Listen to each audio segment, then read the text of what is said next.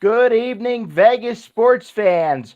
I'm Rob Hefner, aka Vegas Rob, and with me tonight, as always, is my co-host Ken Fry, and we're live on the Out of the Box network. So, Ken, let's get right into it. Let's talk wide receivers, the wide receiver room. Yeah, sounds good, Rob. A lot of wide receivers this year, buddy. Right? Some new, some old. A nice little mix of young and old.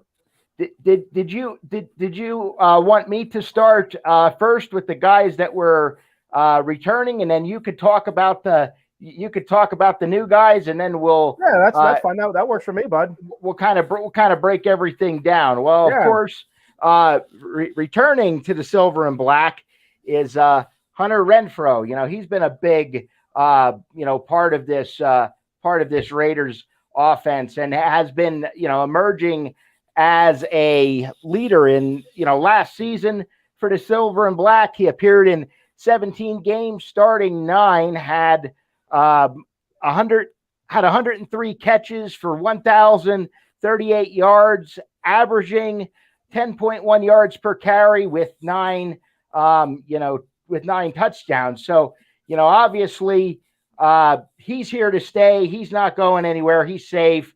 We just offered him a major extension in the offseason. He's definitely good to go.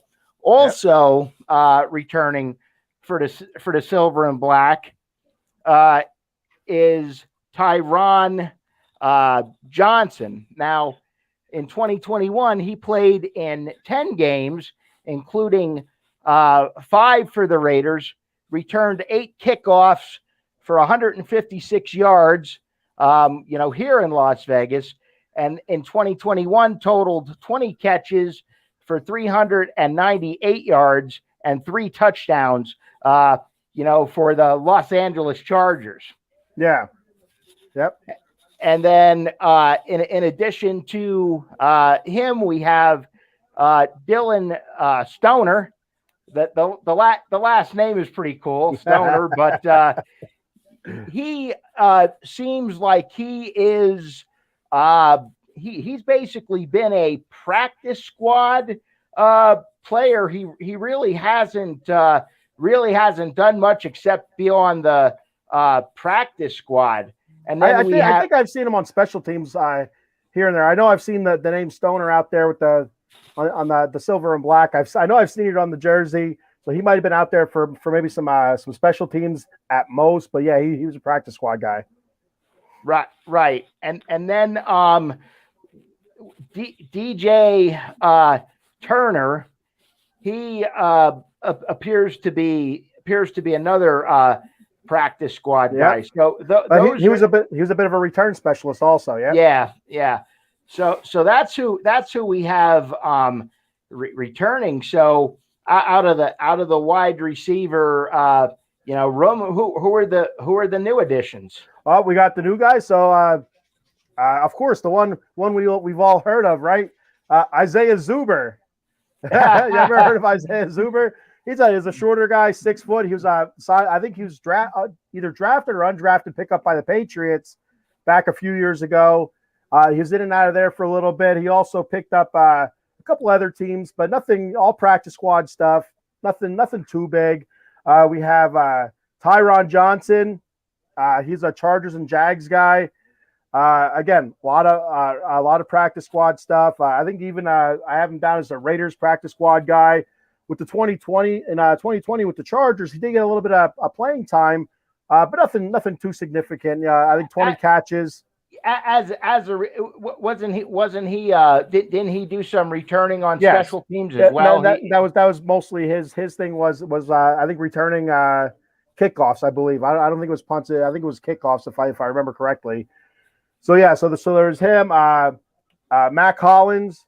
You ever hear of Matt Collins? He was a Philly guy. He was drafted by the Eagles in the 4th round, I think back in 16 or 17, something like that. Yeah, he played two or three seasons with the Birds, if I remember. Yep, he was with the Eagles and he was with Minnesota, and he had a little bit of playing time there. Again, nothing too significant, nothing really to send home to grandma about. Keelan Cole, he played with the Jags and the Jets. He had a little bit more significant playing time than all the other newer, smaller name guys. From just going through, I don't know who this guy is. To be honest with you, Rob, I have no idea who these guys are. So I did a little bit of research, and him just averaging out his numbers, we're looking at like a 35 to 55 catch kind of guy, like 400 to maybe like 550, 600 yards, like an average. You break it down, you look at his worst year, he might have had 20 catches for 350 yards, but there's like 6 or 7 years where he had 40, 35 catches, 45 catches for 400 yards, 450 yards, 500 yards. So I mean, it's a little bit more significant than what the other guys are.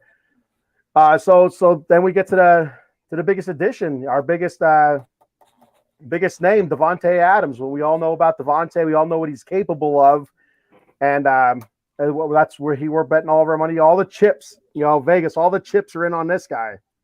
Now with Davante, you see him coming in as the number one, and where do you see Hunter Renfrow fitting into that mix? So Renfrow will be your slot guy. It's interesting, Rob. I was thinking a lot over the last couple of days about Renfrow. Great route runner, small, compact, doesn't drop many balls, catches and gets the ball upfield. And then you think of Josh McDaniels. What's up, Mike Lauro? Hey, what's going on, Mike? Like on Wednesday nights on the Mike's 4 for 4 locker room podcast. He's actually Thursday. Oh, Thursday. I'm sorry, guy. I'm sorry. But yeah, I see Hunter Renfrow more of a slot guy, and it reminded me a lot of like a Wes Welker for the Patriots, or the other little lad. Who was that? The other guy played for the Rams and played for the Patriots. They had a ton of catches. Torrey Holt? No, not Torrey Holt. No. I can't think of it. He's built just like Wes Welker, small, white guy, fast, quick over the middle. At Danny Amendola. Thank you, Evan Laura. Amendola, okay. Yeah. Yeah, you can check out Evan's show on Friday night, 8 p.m., Evan's Big Blue Power Hour, talking about New York Giant football. Mike Laurel says he has the Raiders finishing second. It's possible. I have the Chargers winning the division. I have the Raiders going 2 or 3. So it's possible. But yeah, so I have Davante Adams as our 1, Hunter Renfrow as our slot, and I have Matt Collins actually as I've been reading a lot lately. Matt Collins is really impressing in camp and stuff like that. So I could see Matt Collins being a 2 for us on the outside. Right. Paul Spencer, where does Demarcus Robinson fit in? Unrestricted free agent, cut from Kansas City, pure speed, great route tree. And yeah, that's a name actually I missed on here was Demarcus Robinson. Yeah, he got signed as an unrestricted free agent in the offseason, I think back in March or April or May, somewhere around there, early late winter. I could see him being a 4th guy. Yeah, and that's where I'm like I haven't heard much about him. Like we know he has experience. He was with a great offense with a great quarterback in Kansas City. So you'd have to figure he'd factor in. I mean, looking at the rest of these names, like how can he not factor in there's not a whole lot of names there that really stand out besides your top two guys. Right. So if he wouldn't be a 3 or a 4, you'd have to figure, he'd get in there somehow. If he wouldn't be an upset, kind of, it'd be, what's going on with him? Is he done? Paul Spencer missed a lot due to COVID. Hurt him. Yeah, I haven't seen that. I haven't heard anything about it. Like I said, it's all been everything I've been reading. Besides Devontae and Hunter Renfrow has been Matt Collins. So we'll have to wait and see. Yeah, I mean that's what I've been hearing too. So definitely it will be interesting. Honestly, I think I see him keeping 6 receivers at this point and cutting 4. Yeah, and you can kind of figure out who they're gonna keep and who they're gonna cut. If I'm then I keep the guys with any kind of experience, and your guys that are your practice squad guys, cut them, get them back on the practice squad either with you or with somebody else, and just go from there. I mean, it's not too hard. Like once you start looking over, like I never really looked at in depth the depth chart. But looking at it yesterday, I was just looking at it. I'm looking at like there are a lot of names I don't know. And I just started digging into their history, and you see they bounce around from other teams on practice squad. So you have to figure they're not going to really factor in all that much, right? More likely they're just a camp body, and it's an audition for them to show what they have on film, for other teams. Definitely you keep your most experienced guys along with your 1 and 2. So I mean, I think the receiving core is pretty well going to be set. I don't really see any surprises that are going to pop out. As they're cutting down the roster. What I want to actually see what's going to be interesting is Monday is the first round of cuts. They go from 90 to 85. So it'll be interesting to see who the first 5 people are, to get cut. Yeah. It's going to be interesting. I wouldn't expect any surprises like a scrappy veteran getting cut. Usually you don't see that till later in camp near the end. They'll keep them around the whole camp, and at least just for experience anyway. Right. Paul also put out there he thinks Stoner's on the PUP list, physically unable to perform. I haven't seen that. I know I was going through the list yesterday, and I see now there was one receiver on the depth chart that was on the PUP, and there's a guy I never even heard of, so I didn't bother bringing him up. Right. Well, and I was looking, too, and I think that what we what we want to look at tomorrow in the game, definitely is the fact that we want to see some more progression from this offensive line. They are certainly getting better. From an offensive line standpoint, and we have to we still have some areas that we have to shore up on the offensive line. Leatherwood at this point, it's basically his job to lose. I mean, absolutely. Well, it's been such a roller coaster for him too, because early on in camp, it was Leatherwood looks terrible. Then the last 2 weeks or so, it's been nothing but positive. Like Leatherwood's taking it back. Right. They got Leatherwood outside and tackle, and he's looking good. So maybe he finally turned the corner. With tackle and stuff like that. So if guys, if you like what you hear right now, smash that notification button, like, heart, subscribe on YouTube and Twitch and Facebook, like that page. And and check us out and all the other great programming we have here on Out of the Box Sports Network. Lots of great stuff. If it's a little bit for everybody here. Yeah, you'll get a nice notification every time our lovely faces go on the air. So the offensive line coming together again. That's something I was looking at. I think it was 2 or 3 days ago.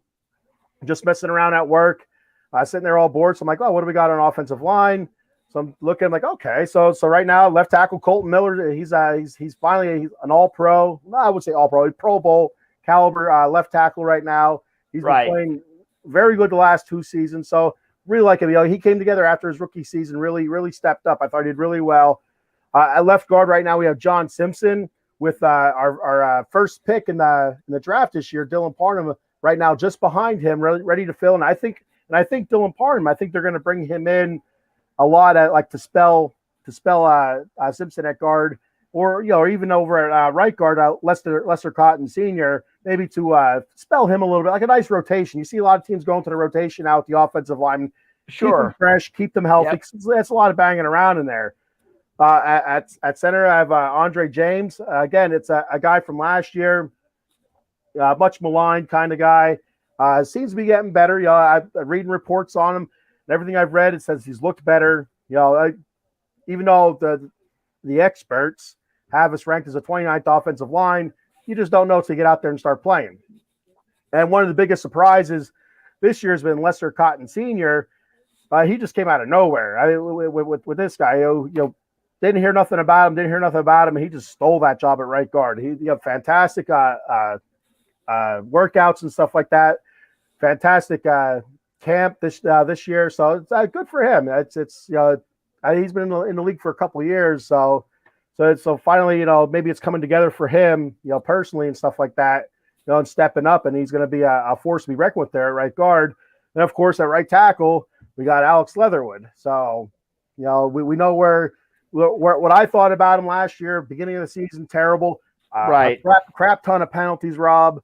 I mean, stupid penalties, stuff that like why are we holding and you're on the opposite side of the line, or like, can you not remember the count kind of stuff? You know what I mean? It's just like really stupid ass penalties in the wrong parts of the field, wrong parts of the game and stuff. It was just, it was insane. The guy drove you nuts. But by the end of the season, I thought he cleaned a lot of it up. Occasionally he'd have a relapse, but I thought he looked much better on the offensive line by the end of the season, minus a few penalties.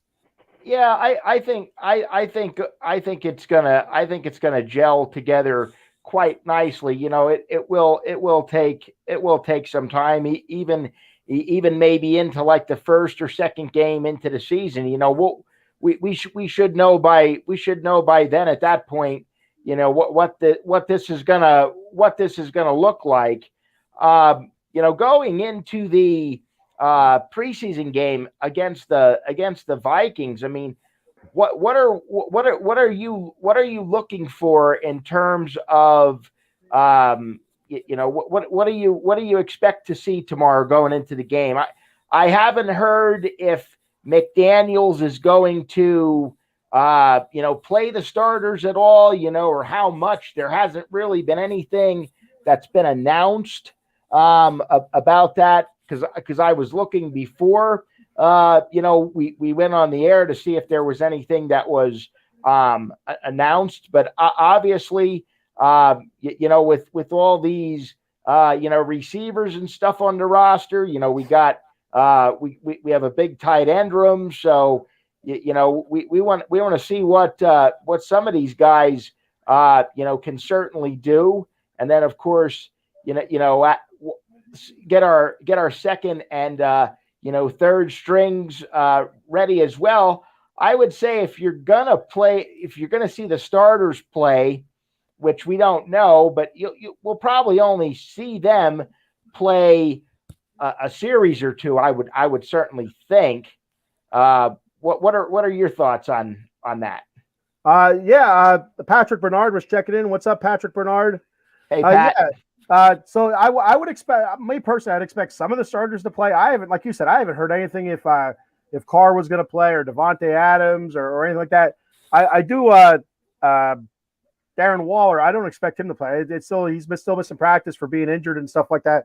So I wouldn't be surprised if we don't see him for a couple of weeks anyway. Maybe the last preseason game. I don't know. I don't know what his injury is. Yeah, they said he was injured. They said it was something. They said it was something along the lines of a hamstring injury, and that it was mild. He was only going to be out for maybe a maximum of like a week is what I heard yesterday when I was listening to some sports radio and stuff out here, and reading some things, and watching the local news. That's what they're all pointing to. At this point, that it's only going to be for like a week or so. It's not going to be anything substantial. Yeah. So, and then let's just hope that's not. Paul says since Cousins is out with the ones, I'd sit starters till game 3 for the curtain call. Yeah. Well, and we have an extra preseason game to play because we played the Hall of Fame game. So this is actually technically our first preseason game. But I'd like to see some of our young guys, like you were saying, Rob, some of the lesser known guys out there. Maybe if the Vikings do play some of their ones, I like to see them up there against the ones and see what they can do. See if they let them try out, let them try to make a name for themselves, let them try to make the roster and stuff like that. Whether it be the wide receivers, the tight ends, or the offensive line. Let's let somebody else see if they can step up. Yeah, I mean that's what the preseason is all about. To get your 2s and 3s, some playing time, and I'm kind of with Paul. You have to. I think you almost you have to sit the starters. Till at least the third game. Then you get them in for couple of series maybe, and then by preseason by game number 4 you want to, I guess I would say, play him maybe the first half. But the interesting thing too with the Raiders this year is they have two practices with the New England Patriots prior to preseason game number 4. And I've never been to one of these these multiple game or these team practices like this where they scrimmage against another team, but they say that the practices, you can sometimes get more out of the practices than you can in the actual preseason game. I guess I have to really work on getting my press credentials so I can get into the stadium for this kind of stuff. Either your press credentials or that mayoral candidate there, Rob. Yeah. I've heard the same thing about the joint practices or the scrimmages, whatever they want to call them, that they seem to get more. They learn more out of those. They're actually played harder sometimes, it seems like. I don't know like what the deal is with that, and it seems like more teams are going towards those more with their starters playing in them, because you still can't hit the quarterback in a joint practice, but so that means they're out there longer, right? So they're putting more emphasis on those joint practices than they are in the scrimmages. So Patrick Bernard asks, what do you guys need to see from this offense that tells you we're going to be able to hang with a tough AFC West?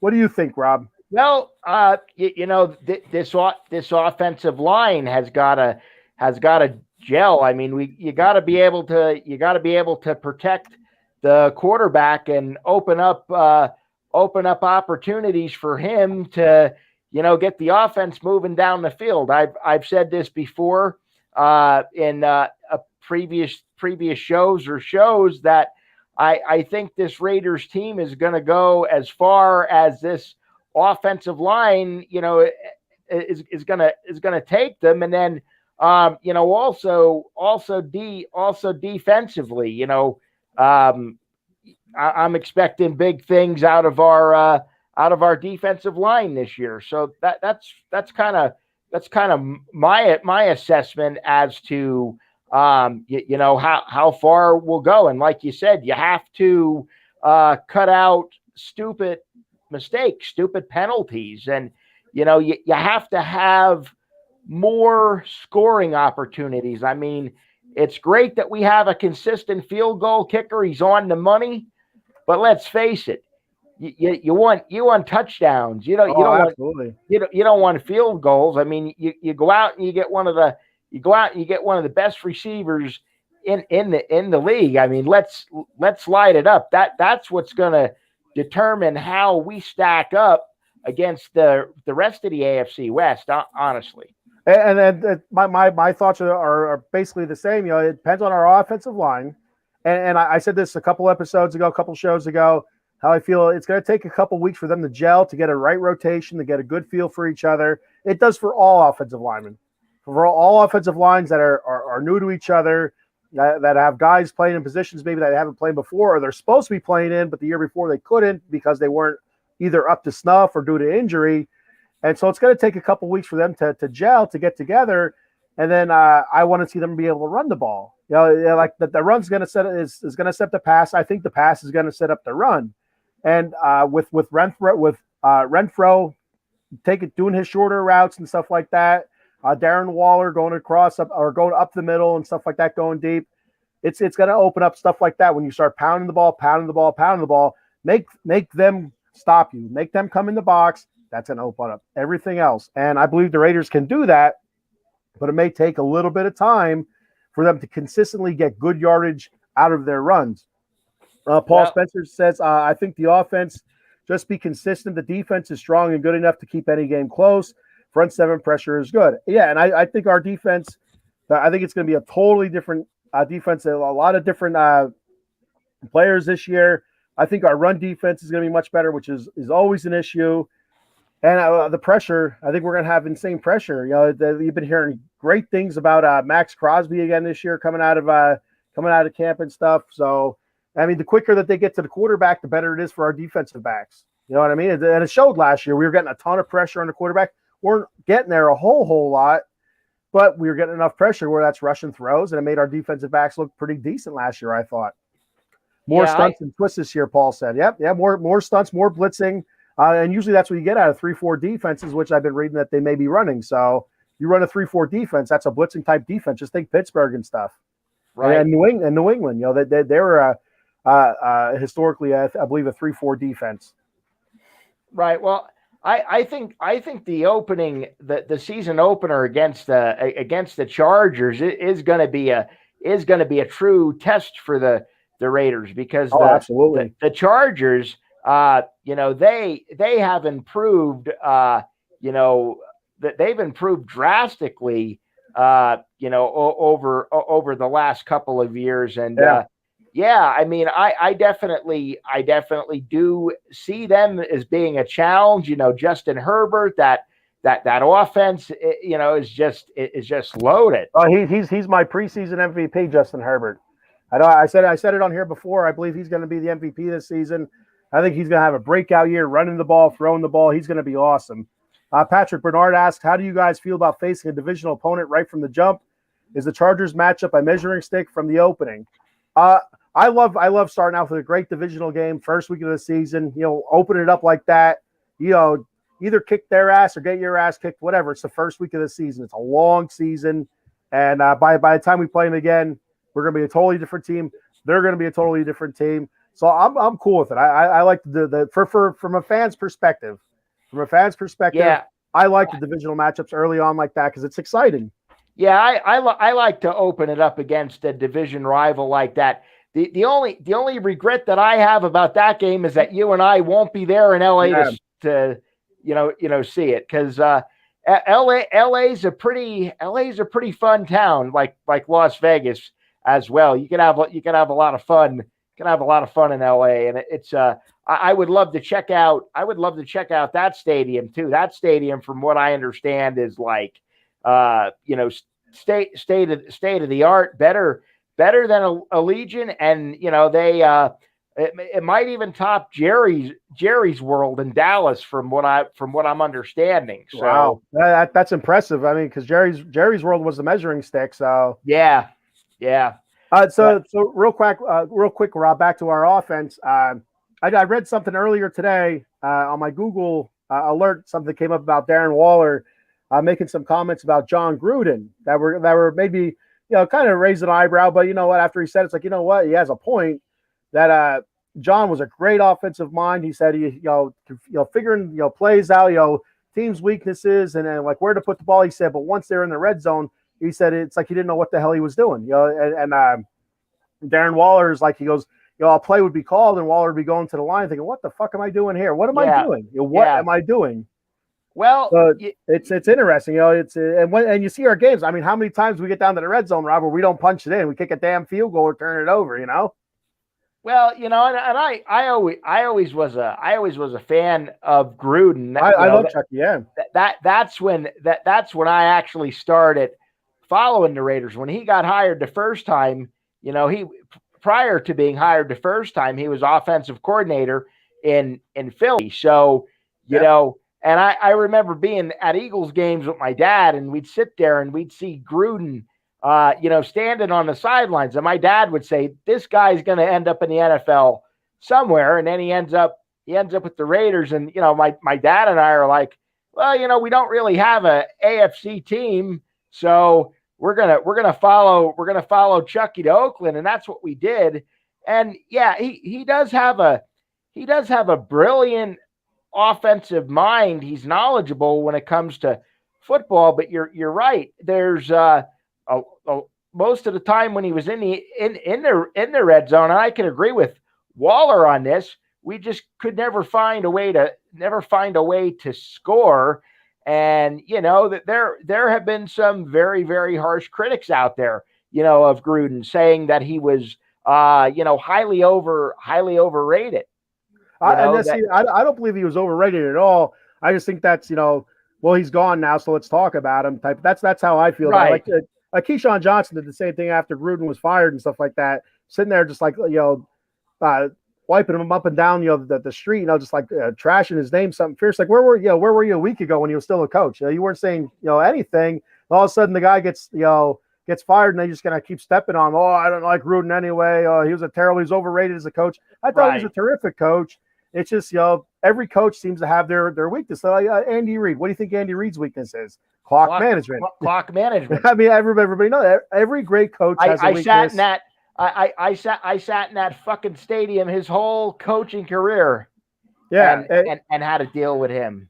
Patrick Bernard says Chargers, Cardinals, Titans, Broncos, and Chiefs. That's a tall order right from the gate. Absolutely. It's gonna be a great way to start the season. See if we can start off fast and really step up and let people know. Say, hey, the Raiders are here and we're for real this year.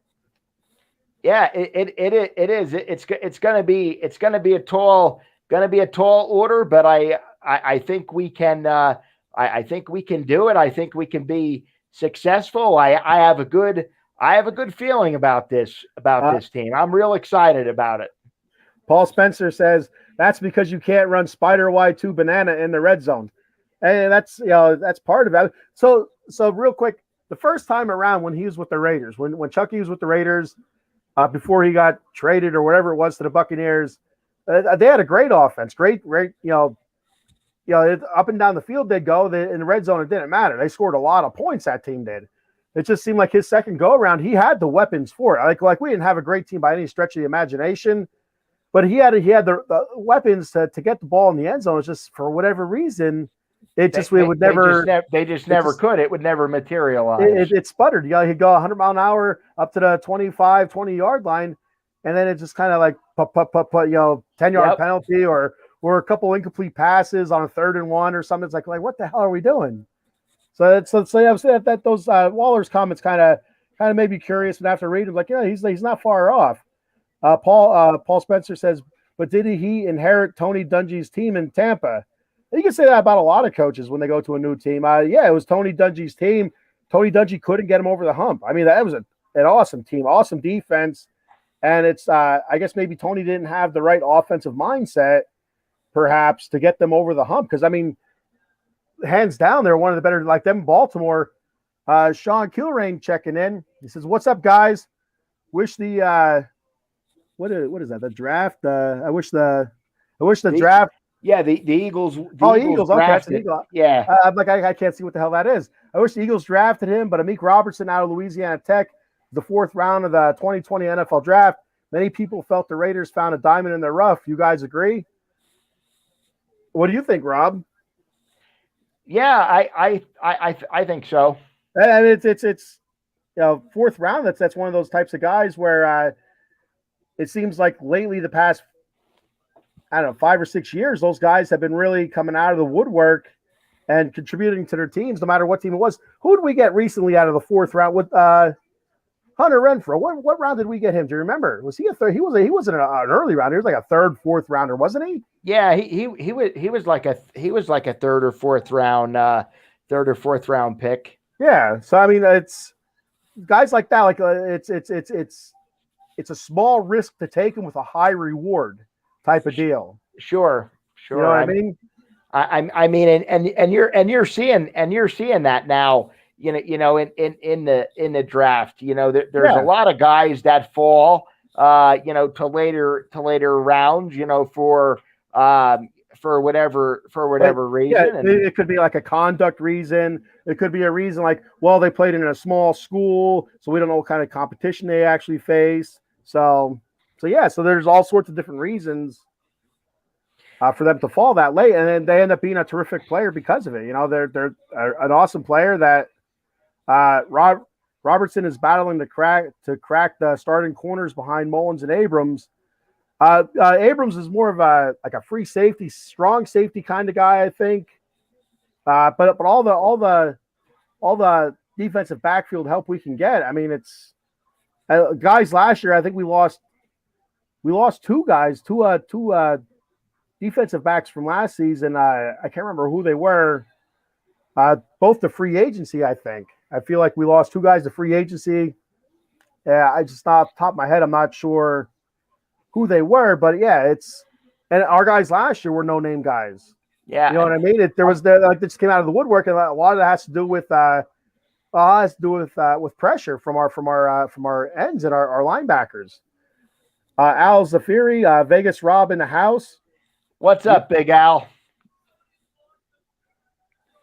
So it's going to be interesting to see what Robertson can contribute. Being a late round draft pick and all that stuff in 2020, and not really being a household type of guy.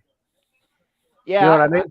I have to say, sorry about getting off topic here a little bit, Ken, but I have to say that Al Safiri and Paul Spencer, were very instrumental in getting me involved in doing a show like this. They were an inspiration to me, to do this show, and then to get you involved too. So I'm very thankful to those guys, along with a gentleman by the name of Tom Kelly. So I wouldn't be sitting here today if it wasn't for those guys. I'm thankful for them also, because if it wasn't for them getting you into it, I wouldn't be here. And I love doing this crap. This is amazing. Oh yeah, to get on here and just talk about whatever about my team. This is great. We're just a couple regular fans, Rob. You know what I mean? We're not experts by any stretch of the imagination. We like talking about this kind of stuff. So we're having fun with it. Sean says, do we think the Raiders are going to trade Josh Jacobs? No, Sean, I think that rumor has been pretty well put to bed for now. I don't see him going anywhere, honestly. I say never. Al Zafiri says, love you, bro. It's all you. Great work, fellas. Thanks, Big Al. So yeah, I say never. You never know. It was already out there once. McDaniels did come out and kind of squash that, but who knows? 4th or 5th week in the season, like we said, how awesome Zamir White looked and stuff. Yeah, I mean, honestly, if they're gonna do anything with him, like we talked about this in last week's show, I believe. Yeah. If they're gonna do anything with him, it's probably gonna be will be at the trade deadline. Yeah, and then that's what we all agreed on. Probably around the trade deadline. It also kind of showcases him for other teams, if there were teams interested, kind of saying, hey, look, he's healthy, he's running like a beast. What do you got? But I don't think they will either. But if they do, it won't be till right before the trade deadline. Right. Yeah, I'm definitely excited. about this running game. Now Paul, that they signed quarterback Nate Brooks, what kind of an impact was he going to have? And actually, I was just going to get into that. They signed him on Friday. It was announced that they signed him and they placed Servan Lieblich on the injured reserve list for the year. So what kind of an impact you think he'll have at the cornerback position? Cornerback's pretty well loaded, like we were just going over a couple minutes ago. Yeah. So if it's going to be any kind of impact, it's going to have to come from the bottom. He's going to have to bust his ass. I mean, because we're pretty well loaded there, and we might be looking to cut a little bit of fat there. To trim a little bit of fat. It's going to be interesting to see if he can or can't. But so we did lose a corner. Like I said, I can't. I'm so terrible with names. We did lose a cornerback from last year who played fairly well for us. I just can't remember who the hell it was. I can't. It's just escaping me. Sean Kilrain says that Roquan Smith of the Bears is a player of interest for the Raiders. How true is this? I think Roquan Smith is a interest to every team. He wants out of Chicago something bad. Yeah. He said that they're disrespecting him with what they offered him and stuff like that. Paul Spencer says maybe use Brooks in a dime or nickel. It's possible, but like I said, he has a lot of work to make up. Coming in late with a loaded cornerback room with some guys that are already established and some younger talent also. So it's I want to see Nate Hobbs have a good year too. Yeah, he had a good year last year, I thought. Yeah.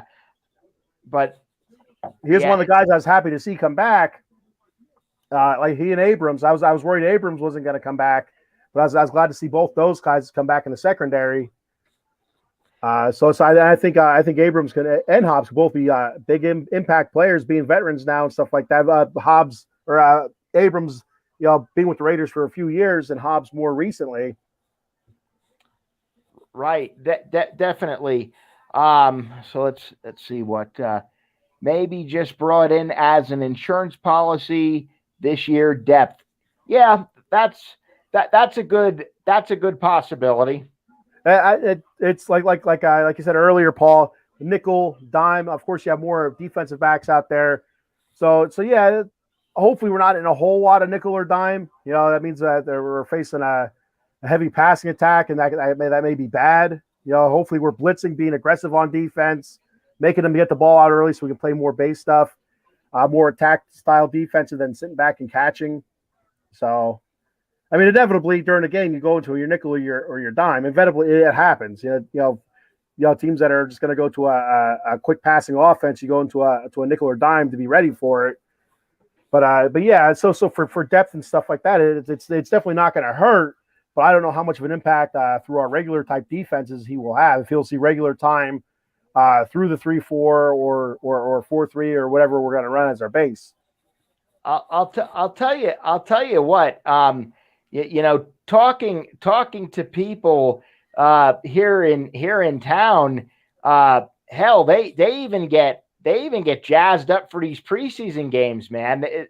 It's like yeah, it's only preseason, but I know a couple people that I work with. They're going to the game, and they're real excited, and they're like, so do you think we're gonna win on Sunday? I said, it doesn't really matter because it's preseason. I said I'm going to be looking at the game, breaking stuff down, from that perspective. Win losses, at this point, that doesn't matter. September 11th is when it matters for me. That's when it counts at this point. Well, yeah, when the games start counting, that's when it really counts.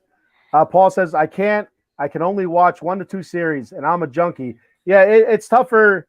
I like watching it on DVR, so I can kind of fast forward through some of it. It's just getting to this spot, getting to this spot. If I want to watch a defense, I really don't care about the fourth string center or that the eighth running back or anything like that. I want to get to see okay, who's my third defensive lineman out there who could possibly make the team and be a backup or maybe even a starter if somebody goes down hurt.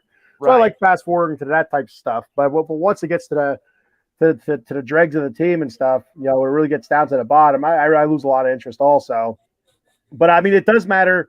I'll tell you who it matters to, Rob. It seems like it matters a lot to the Baltimore Ravens, to their fans. I mean, really hooping and hollering about winning 22 in a row or 21 in a row. They're really excited about that, and good for them. Right. Yeah. All right. Way to go. These guys won a lot of preseason games earlier. All right, way to go. Yeah. I mean, I'll be honest. Out of all the games that were on last night, I don't know. I don't know seriously if I watched one snap of a game last night. I did not. I was at Knoebels. I was at the amusement park with the family all day. I got home. We went across the street to the neighbor's house, started drinking around the fire, and I came back home after that, and I was beat. I didn't sleep all day from working from the night before. I was asleep. So that's good. I didn't see one snap. Good old Cole Region stuff, man. Going to the neighbor's house, sitting by a fire, that's where that's where it's at. That's one of the things that I do miss about the Cole Region, from time to time. And I'll tell you, it was a beautiful weather last night, nice and cool, so it wasn't too hot to have the fire going. But I did have the Phillies and Mets on my phone watching the ESPN GameCast there, pitch by pitch blotter and stuff like that. So that looked like it was an exciting game. Oh yeah, I definitely watched the Phillies Mets for sure, and then I'm going to hopefully catch some of that, maybe tonight, and then tomorrow. Tomorrow's actually an early game out here. They start at like 9 or 10 o'clock in the morning. So yeah, it's an early game tomorrow. Yeah. So Sean Kilrain checks in. He says, I saw that Tyrone Wheatley's son, Tyrone Wheatley Jr. is a tackle trying to make the team. How are his chances? I haven't heard much about him. I seen that he was on the roster because I'm like, my first thought was, is that Tyrone Wheatley's kid or something? Like I never heard of the guy. So I think his chances are good as an offensive lineman to make the team. We don't have a whole lot of tackles, and the ones that we do can play some guard, so that doesn't hurt either. So if he's good enough to make the team, I could see him doing it. I could see him playing a little bit of tackle. Well, and then too, what they were talking about this week when I was listening to the Fox Sports Radio here out of Las Vegas, they were talking about whether or not they were, going to bring in some help from the outside to add some depth on the offensive line as well. I mean, what are your thoughts on that? I think we're good where we're at, Rob. I mean, we have a bunch of guys there, unless people start getting injured. I mean, I know a lot of them are untested or young, right? But I feel like our depth is decent. I mean, if you want to bring in a veteran guy to kind of mentor, or like a Richie Incognito was, because he didn't get a whole lot of playing time because of being injured a lot. But if you want to bring somebody in like that to help them out and maybe take some snaps and stuff like that to spell people, I'm cool with that. But I mean, besides that, I think depth wise, I think we're good. I mean, we drafted 2 linemen this year between Parnham and Thayer Mumford, and we also have Brandon Parker who played for the Raiders last year, who had a bunch of snaps too. So there's plenty of depth. I just think if you're going to bring anybody in, I would bring a veteran who has playoff experience, maybe Super Bowl experience, to kind of help out along the way as an extra coach, an extra set of eyes. You know what I mean? But still a player. So still somebody able to take some snaps. Well, what do you say we transition into some Vegas Golden Knights hockey? There's some big news that came out of the Golden Knights the other day. Their starting goaltender, Robin Lehner, is expected to be out the entire season. That's not a good way to start the season, Rob. No, he had hip surgery, which is going to sideline him for the whole season, and also in the middle of last season, he had shoulder surgery that actually shut him down. So, yeah, Mr. Lehner is going through some definite issues here and especially to be expected to miss the whole season, prior to like even training camp and stuff even opening up yet. That's a hell of an injury then. Yeah, it is, but when you talk about a guy like Robin Leonard, okay, he's like the Eli Manning of the NFL, so you just don't know from game to game which person is gonna show up. So that was the big news coming out of Vegas. This week, it's a shame that he's going through all that, and definitely I hope he makes a full recovery and is back with us. Is back with us soon. I mean, he's not a horrible goalie, but there's a lot of inconsistencies there. So with him being absent for the whole entire season, you have to ask yourself, who's next at goalie for the Vegas Golden Knights? So it looks like we're going to have some pretty good depth at goalie for the Knights coming into camp. The expected number one is Laurent Brossoit, but he also underwent off-season hip injury. I don't know what it is, man, with these Vegas goalies and their hips. So I'll tell you what, Rob, as a goalie, that's one of the things you don't want going. Anything in your lower half, man, right, from hips to knees, that stuff like that. You use your hips and knees a lot. Yeah. So I mean, he's even he's even questionable, kind of going into the season here as well. And then we have a young kid by the name of Logan Thompson, who really caught the attention of the local fans here. He's 25 years old. He appeared in 19 games for the Golden Knights with a record of 15-5 and 3. So he is definitely someone that we have our eyes on, and he could actually end up being the starting goaltender by the time this is all said and done. I mean, what an opportunity for him. You know what I mean? The door's been left open basically now for him. Yeah, step up, dude. Definitely, and I'm rooting for him because he was in our minor league system here in Las Vegas. It's the minor league system is actually over in Henderson. They're called the Henderson Silver Knights. So I got to see some action with him in the minor league. So yeah, I'm rooting for the kid, hoping that he has a successful year. And of course, now with Leonard being sidelined, and I didn't actually read what the exact odds are, but the odds have gone down now for the Golden Knights' chances of winning the Stanley Cup. I'm not a betting man, so I don't really look at that kind of stuff. What I'll do sometimes is at the beginning of every and I mostly, if I'm going to put a bet on something, it's going to be football. It's going to be like a future bet.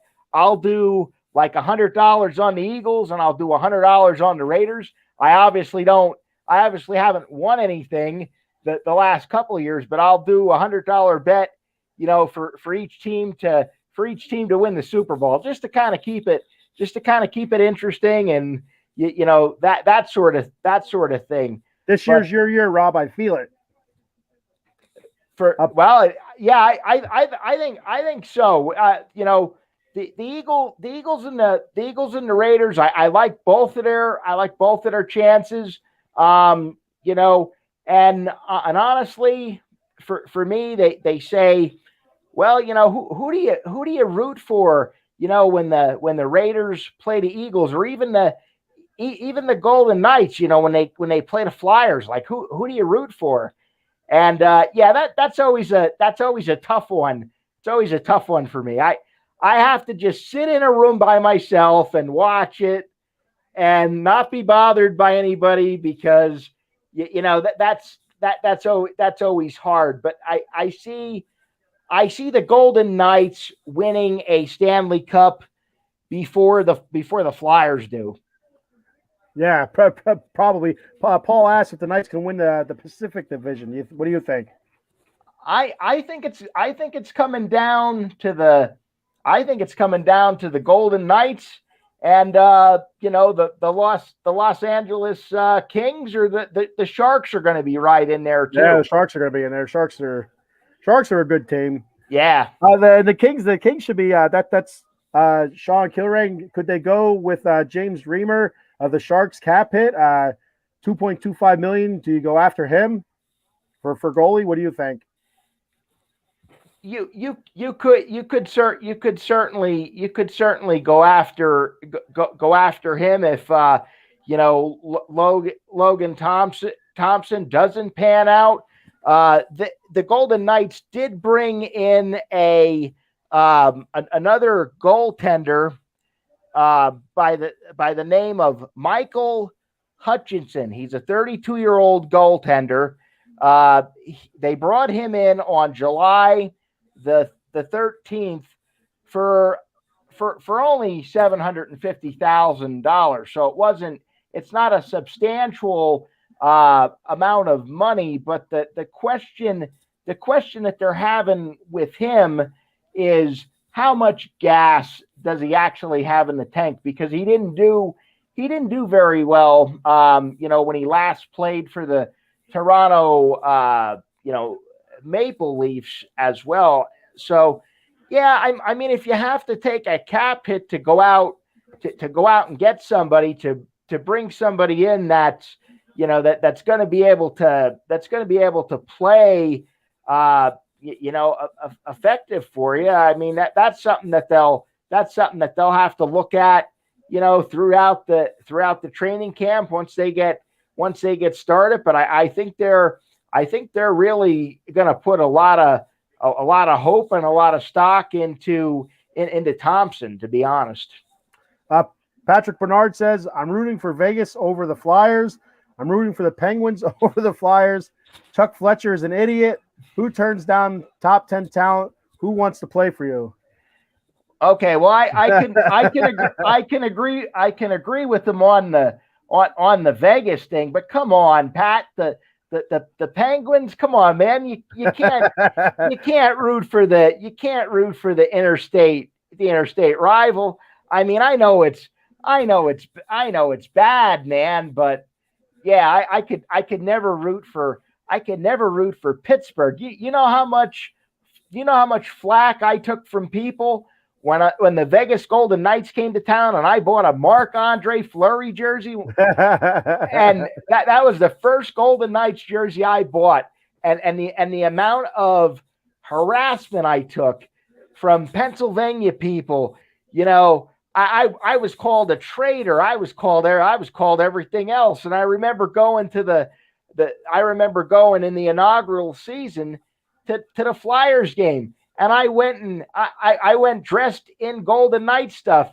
And the Philly fans heckled me. I said, "Hey, wait a minute." I said, I'm originally, from that area. And they're like, "We don't care." They were like, and it was right after the Eagles Super Bowl. They were more stoked about the Eagles Super Bowl win than they were about the Flyers Golden Knights game. You could actually hear Eagles chants in T-Mobile Arena during the hockey game. Paul Spencer says, coming soon to the Out of the Box Sports. Out of the Box Sports is a betting show coming in 3 weeks. Make some money. Time to be announced. Coming up soon. Well, either make some money or lose some money. I'm not much of a gambler. I work I work too hard for my money to gamble it away. I'll get on FanDuel Fantasy every once in a while and make some teams there, but that's about it for me. Fantasy football and FanDuel Fantasy. And I don't think Celeste would be too happy if I said, "Oh, I spent the mortgage money this month, at the casino placing sports bets." You'll be single real quick, Rob. Yeah, real quick, and living in a box under the freeway. There were a couple more, just two more Vegas Golden Knights signings that are of a significance. The signing of Nicholas Waugh, he's 25 years old, a center. He signed a 5-year deal worth $3 million a year. He played in 28 games. His rookie season, and also 20 playoff games in the bubble that year. So he had a pretty good rookie season, and then last season he really stepped up and appeared in 78 games, and played pretty productively. He scored 15 goals, had 24 assists, and he played most of the season last year and played pretty effectively. Also on the power play and the penalty kill.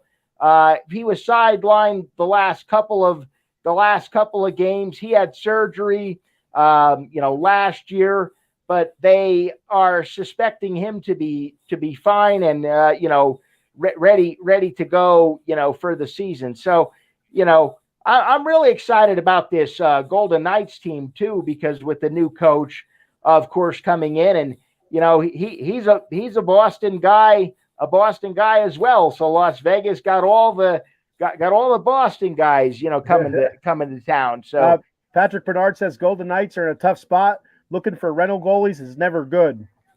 Yeah, that's true. That's very worrisome when your starter goes down like this, and you're trying to get that figured out, and then too with the Golden Knights, being up against the cap, whatever they do, they're going to take some kind of a cap hit for it. So yeah, it's not a good situation to be in.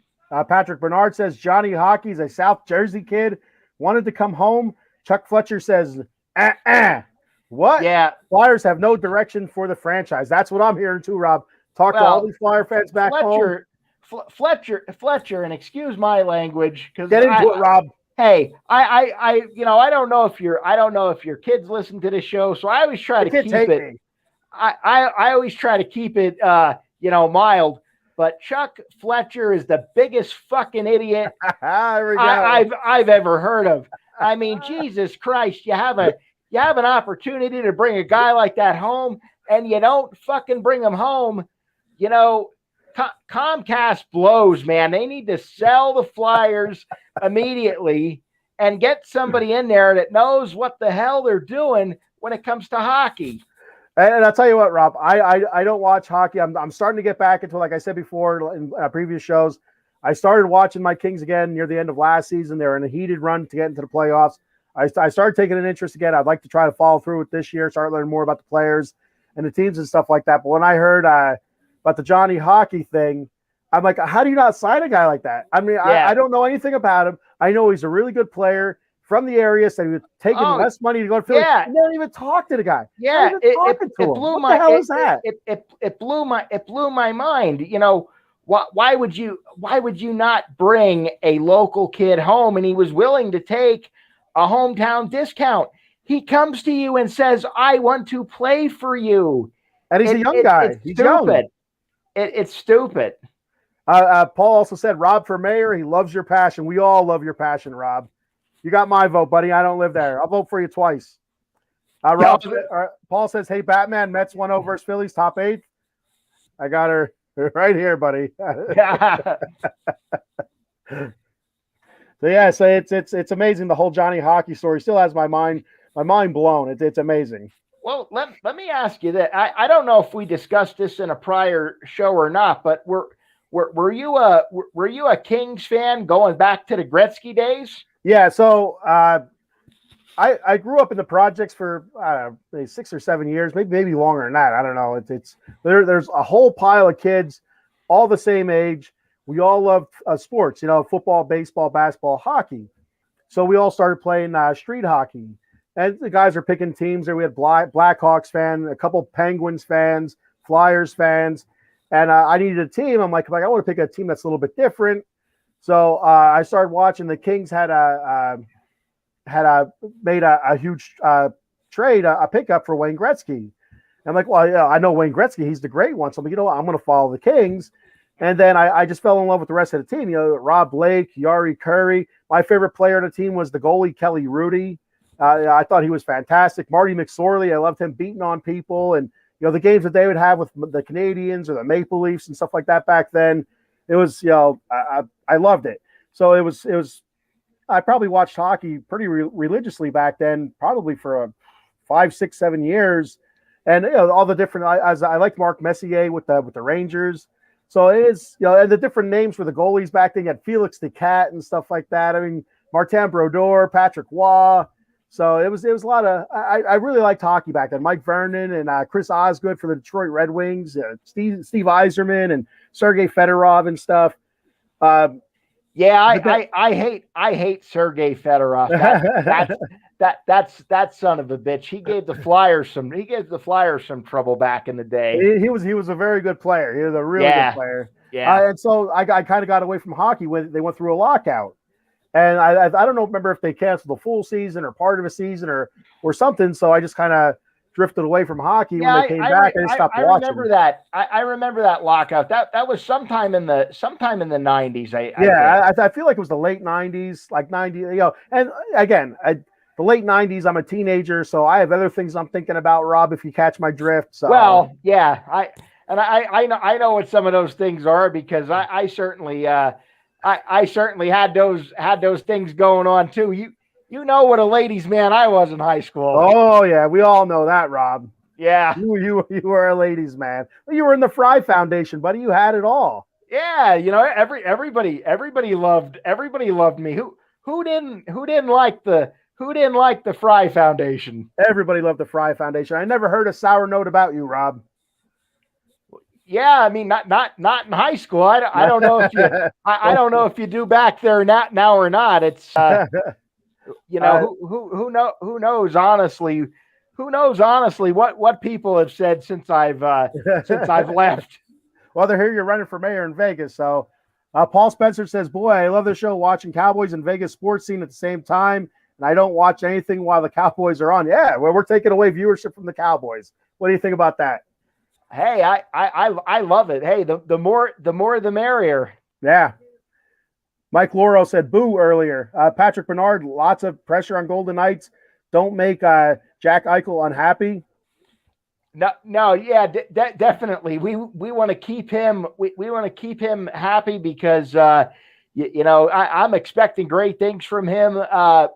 This year too. I can't wait to get this thing going and see what this team has because hockey has become my number two sport aside from football. I actually started watching hockey in the early 90s. After football season was over, me and my dad were like, okay, well, what do we do? What do we do now? Because they didn't have any of these other football leagues. He says, why don't we start watching hockey? So we became Flyers fans, and I've been a Flyers fan ever since, and I still remain loyal to them, even though they're a major fuck show right now.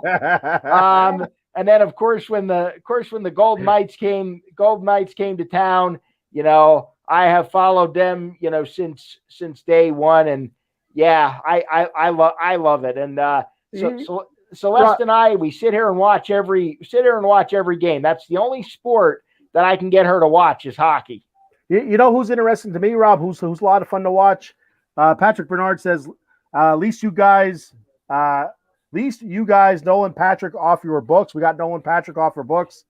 That's on you, Rob. I don't know who Nolan Patrick is. Yeah. So a lot of I started watching hockey again, like I said earlier. Watching the Edmonton Oilers play, they're a lot of fun to watch to play. They're offensively, they had some guys on there, man. They're a lot of fun to watch. I'll tell you what. From going to games here in Las Vegas, some of the coolest games to go to are when the Canadian teams come to town, because there are people that travel to follow their teams, and the Canadian franchises, they travel very, very well. So it was pretty cool to see Edmonton play. I seen Edmonton play a couple of years ago, when Connor McDavid first came into the league. Now, they're comparing Connor McDavid, to be the next to be like the next Wayne Gretzky. So and that's what I heard a couple seasons ago when he first started playing in the NHL. And I've been really impressed. For what little bit I've seen of him playing, he looks awesome. That lad, he looks really awesome. Yeah, he definitely does. He can take a game over. He did a couple times against the Kings in the playoffs. Then I can't remember who they played in the second round, but again, he was taking games over.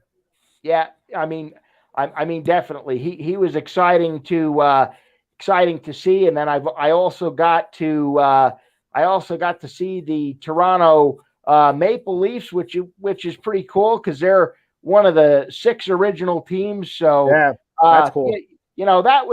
That was quite an experience too, because when the Canadian teams, they come to town, they play our national anthem, and then they play the Canadian national anthem too. And they're very, very passionate about their hockey. I got a question for you, Rob.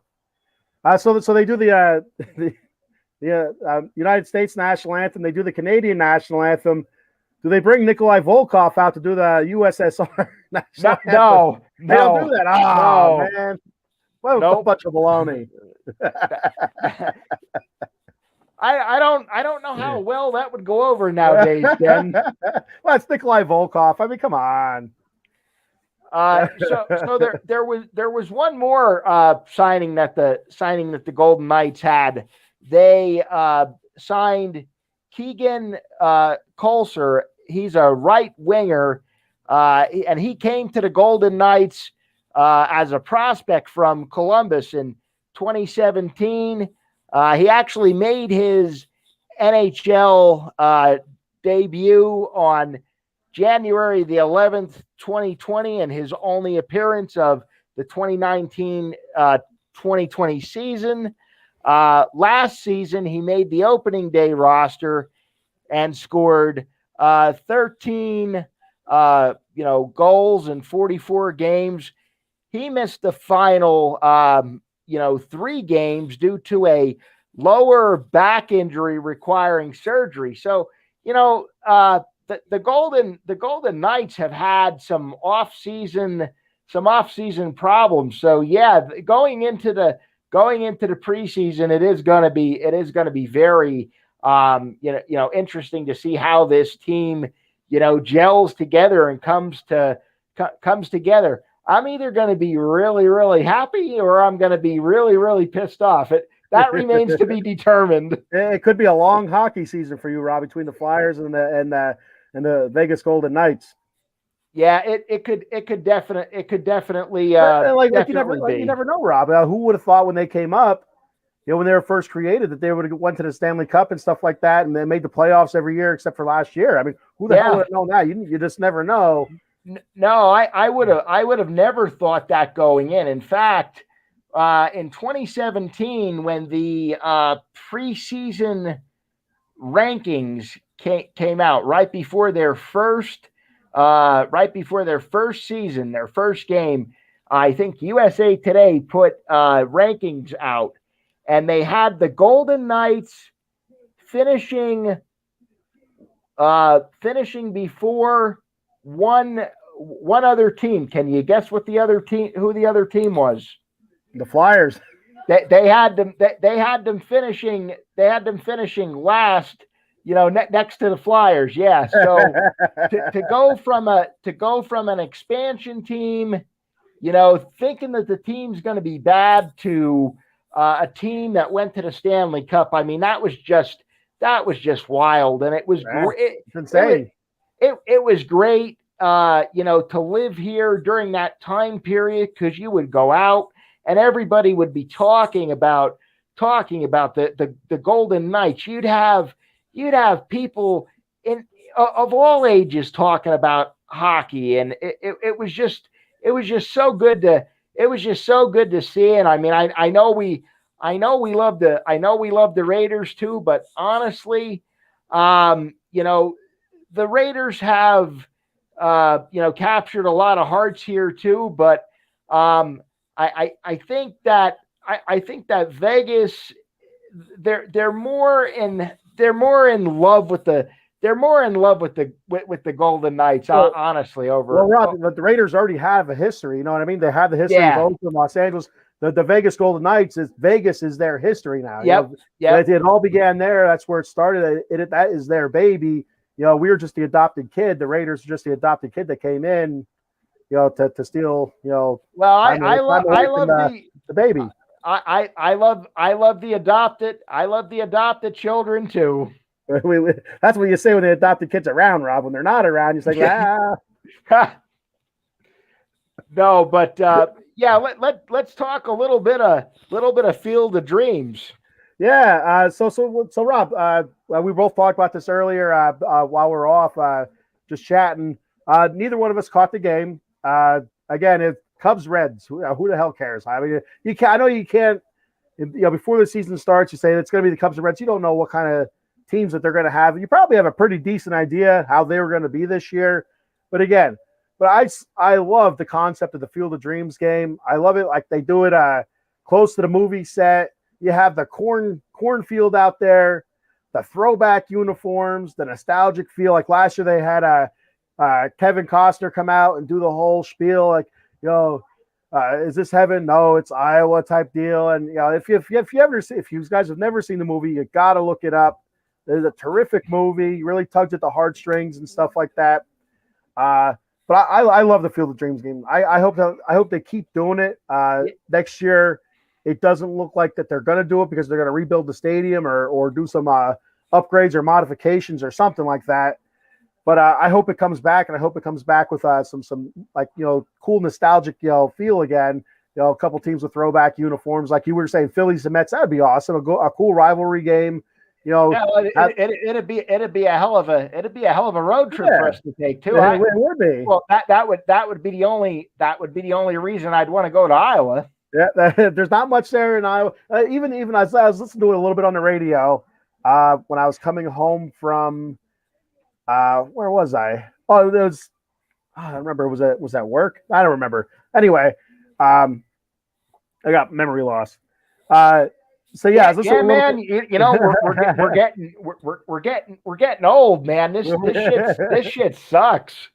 And I'm sorry. There's your little guy. I don't want to be. Oh, he can't hear you. You're on. All right. Here. Okay. You're in my head, Rob. No. Yeah. So yeah, they're talking about like what else is there to do in Iowa? There's nothing else to do in Iowa. And then there's the stadium. They said there's nothing else there. So I mean, yeah. So why else would you go there besides that game? Paul Spencer. How do you think he feels? He's 51. That's super old. Well, and too, yeah. I honestly did not catch the game because I've returned to the office recently after almost 2.5 years of working from home. And quite frankly, the return to the office has kicked my ass. So I honestly did not watch it. I had every intention of sitting here and watching it. And so Celeste said, she's like, I saw you dozing off. She goes, I was gonna wake you, but she goes, I just shut the TV off, and I missed the whole game, and honestly, it's like, yeah, Cubs, Reds, don't really care, but the whole uh, event surrounding the game, like the Ken Griffey Jr. and Senior, playing catch moment, and then that was awesome, man. Yeah, and then there were fathers and sons, and fathers and daughters that were involved, and then players that were playing in the game, were actually involved in that, too. And then the tribute to Ray Liotta, who died, just this past May, and who played the Shoeless Joe Jackson, character in the movie. And yeah, I mean, if you haven't seen Field of Dreams, I would say shame on you. You definitely need to take the time to watch that. It's probably one of the best baseball movies, of all time. I think in a future show we're gonna like say, or put it out there, what our like top 5 baseball movies are, what our top 5 football movies are, and just kind of see where we're at, and then get the audience perspective on it too, because Field of Dreams, I have to watch Field of Dreams at least once a year before baseball season starts. That's like a ritual that I do, and there's like a list of 4 or 5 movies that I'll sit and watch before baseball season. And I'll tell you what, Rob, I mean, every time I watch that movie, I don't know how many times I've seen it now, but it gets me every time. Every time he starts playing catch with his dad. My dad's still alive. But I could imagine if my dad wasn't around, just at that point, when they start playing catch, it's just one more time. It's just it's getting me now, Rob. I'm an emotional dude. And I can tell you that kind of gets me emotional too, because my dad unfortunately has passed away, but what that has taught me is that you always have to treasure moments like that, because you never know when you're going to have that last moment. And I'll sit here and I'll think about my dad, and honestly, he was the one that got me into sports. I mean, him and my late grandmother Howells. My grandmother Howells got me into baseball. She, God rest her soul, was actually a Mets fan. And a good woman right there. And I became a Phillies fan, just to kind of be a pain in her ass, because the Phillies and Mets played each other a lot, and we'd bust each other, we'd give wisecracks about each other. But yeah, I mean, she actually taught me about the game of baseball. And every time I watch a Phillies game or any kind of baseball game, I always think of her. So if it wasn't for my dad and grandmother too, we wouldn't be sitting here doing this show. So I sit and think about that a lot. But yeah, definitely, folks, hit that like and subscribe button, and you'll be able to see every time that we go live, or when the entire network goes live. But yeah, and I wanted to also say that the Cubs did win the game 4-2. By the way, not that either of us really cared about the game per se. But even last year's game between the Yankees and White Sox, I didn't really care about it, but it was a good game. There were some decent teams that they were both kind of contending and stuff like that. But this year they're both last place teams at the bottom of the NL Central. I mean, so it's kind of but you know what, their throwback uniforms were really cool. They were on point, and the cool moments and seeing Johnny Bench on the field and stuff like that. So. Oh yeah, that's another thing I did want to mention. Johnny Bench was there for the Reds, and then I think Ryan Sandberg was there for the Cubs. He also spent some time in in Philadelphia as well. So yeah, it was really neat to see. I like we said, we didn't watch the game, but just to watch some of the pregame stuff on YouTube, what was interesting enough for me because that's what I was really watching it for. Anyway, and then you're right about the throwback jerseys. I'm always a fan of throwback jerseys. I think throwbacks are cool. And honestly, right now, that's what I buy because I've had a history of buying Golden Knights jerseys, and when I finally get a certain Golden Knights jersey, they end up getting traded and go bye. Or when I bought a Mac jersey a couple of years ago, and they traded him to Chicago. And I'll tell you that was the most pissed off I've ever been as a Raider fan. Yeah, you got yourself, like almost a future Hall of Famer type, could have been, and you just let him go like that. That it still boggles my mind. Oh yeah, and now he's with the Chargers, so we're going to be seeing him twice a year. Twice a year. Yeah. He's looking for payback. Well, what do you say we wrap this up, Ken? It's been a lot of fun.